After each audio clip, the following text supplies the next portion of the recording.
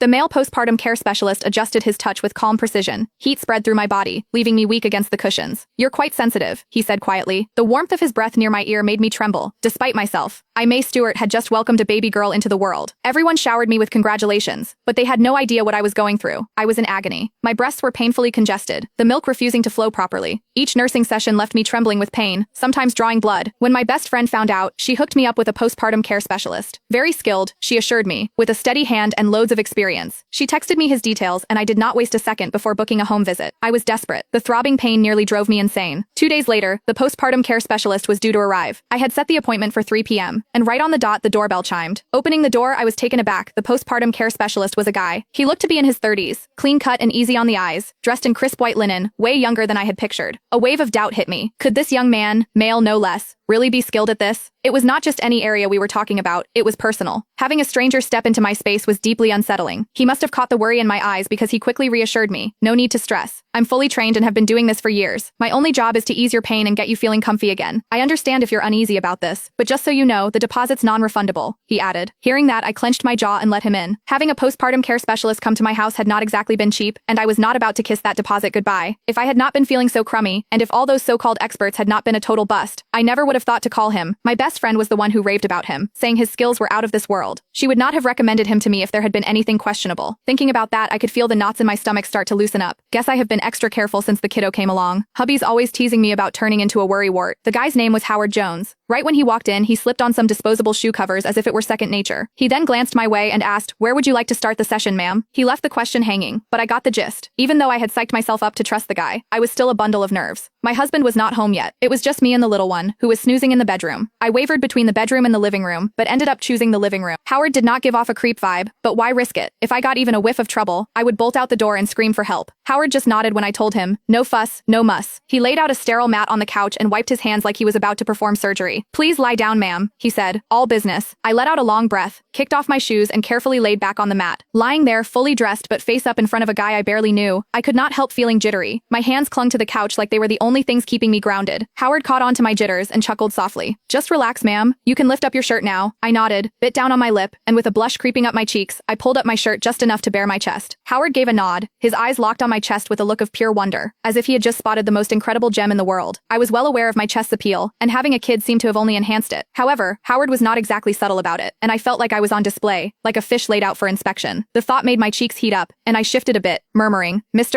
Jones, can we start now?" Howard came back to earth with a soft smile. "Absolutely, you look stunning." The way he said it was kind of double-edged, and I was not even sure what he was complimenting. Before I could get a grip on that,